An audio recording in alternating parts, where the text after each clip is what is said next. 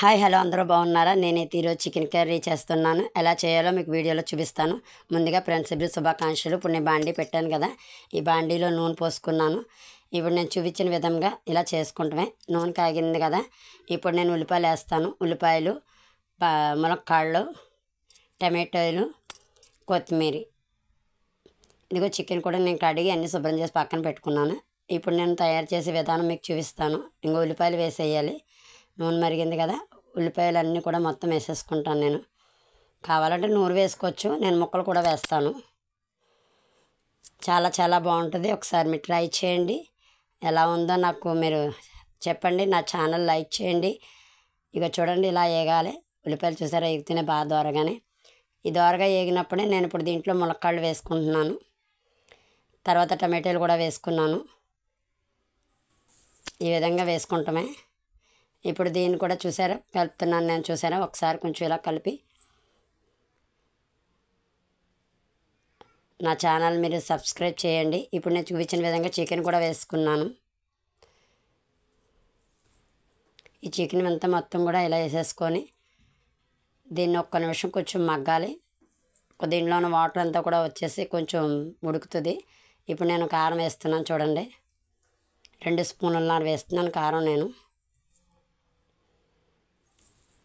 ఇప్పుడు కొంచెం ఉప్పు కావాలంటే మరి తర్వాత వేసుకోవచ్చు, ఎక్కువైపోతే తీసుకోలేము కదా.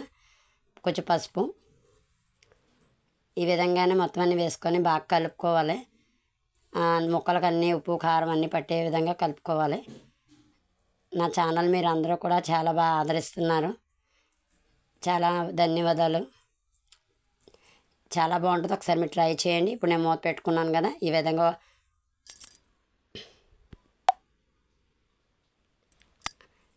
మూత పెట్టుకున్నాను కదా. ఇక చూడండి, ఇప్పుడు తీసాను. ఇలా మగ్గిపోతే సరిపోతుంది. ఇదిగో ఇలా సరిపోతుంది. మీకు చూపించాను కదా, కొంచెం అందులో ఉన్న వాటర్ అంతా ఎక్కిపోయి ఉప్పు కారం అన్నీ కూడా బాగా పడుతుంది. ఇప్పుడు దీంట్లో కొంచెం వాటర్ పోసుకున్నానే, ముక్కలు మునిగేదాకా, ఎక్కువ అవసరం లేదు. అది ఈ విధంగానే ఇప్పుడు నేను దీన్ని మూత పెట్టుకుంటాను. చూడండి, మూత పెట్టేసుకున్నాను కదా.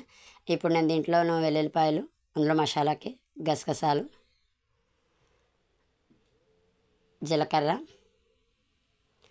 కొంచెం యాలక్కాయలు, లవంగాలు, దాల్చిన చెక్క, ఇవన్నీ కూడా తీసుకున్నాను నేను. అన్నీ కలిపి ఇందులో వేస్తున్నాను. చూడండి,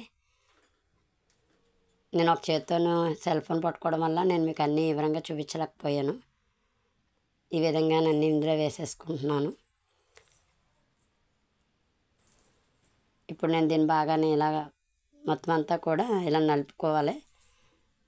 మిక్సీ సరే పని చేయలేదు ఈరోజు, అయినా దీంట్లో ఇలా చేసుకుంటే చాలా టేస్టీగా ఉంటుంది. అందుకు ఇలాగ నేను ఈ విధంగా చూపించిన విధంగా ఇలా మొత్తం అంతా కూడా దంచుకోవాలి. చాలా చాలా బాగుంటుంది. ఒకసారి ట్రై చేయండి. ఎమ్మీగా టేస్టీగా ఉంటుంది చికెన్ కర్రీ. ఇలా కొంచెం వాటర్ వేసుకుని మొత్తం అంతా కూడా ముద్దలా చేసుకోవాలి.